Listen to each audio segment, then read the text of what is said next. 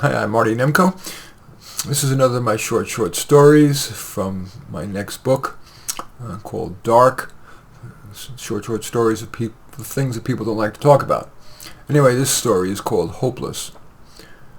When I was a kid, on weekends, I'd sleep till 11, sometimes noon. Now, alas, at age 62, I'm getting up at 6 and without an alarm clock. I was forced into early retirement by a woke manager, and now I start my day with a 6:30 a.m. walk. I find comfort in taking the same route every day, and when I see people's newspapers having been dropped far from the front door, I toss them, trying to get them as close as possible without hitting the door, and so possibly waking the person. If I'm playing shrink with myself, I do that to reassure myself that I'm not a bad person, even if my woke boss thinks I am. Well, one morning a woman about my age, in a ponytail and a kimono, walked, or I should say limped, out her front door. I found her attractive, despite, or maybe because of her limp. It made me feel less insecure. She said, "Hi, I'm Molly. I also get up early. I sit at my window, so I see you every morning. Thank you for tossing my newspaper to the front door." I nodded, and she said, "Forgive me, but I'm a psychotherapist, so I can't resist asking. Am I right that you always seem sad, or maybe it's worried, or even angry?" I said, "All the above." I was sure that would scare her off, but she said, "Would you like to come in for a cup of coffee, or tea, or even hot chocolate?" I thought, she must be lonely, but so am I, and she is kind of attractive. She sensed my hesitation, but interest. So to push me over the edge, she turned back toward her door and waved for me to follow. And I did. As I was walking in, I reminded myself to be nice. So often I'm argumentative, and worse, my arguments are often not PC. That's why my woke boss encouraged me to take early retirement. But I couldn't restrain myself for more than a minute.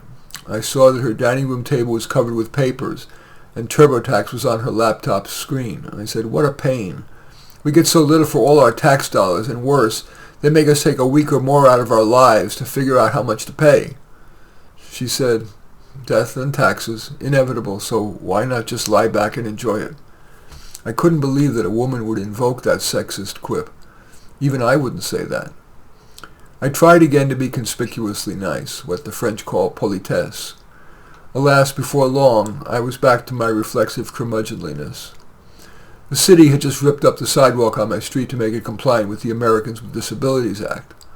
I said, "They have money for that, but not for the police to come for any of the countless smash and grabs and catalytic converter thefts." She said, "Even as a psychotherapist, I know that changing people is very hard, let alone in your personal life.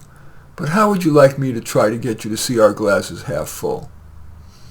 Alas, after our fourth date, in which she made dinner for me, and had taken an hour to clean up, I snarked, "I see you're planning to use your kitchen floor to perform surgery." She sighed, and not out of offense. She said, "I failed. I knew I shouldn't try to change you."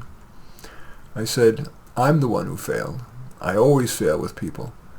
I think of myself as a good person, although I try. I really try to be nice. I can't sustain it." And I got teary. Molly came to me, took my hand, and walked me to her bedroom. In any case, that story is called Hopeless, from my next book. I've written a book that's just out and currently available that has 234 of such stories. It's called Soloists, short stories of introverts and outsiders facing a dilemma. It's available on Amazon. But in any event, I welcome your thumbs up on this story and accept your thumbs down. I always look forward to your comments, and especially like it if you hit the share button below. Share on your social media so that my efforts can have broader impact. And I am flattered if you choose to subscribe to my channel. In any event, I do thank you for watching. I am Marty Nemko.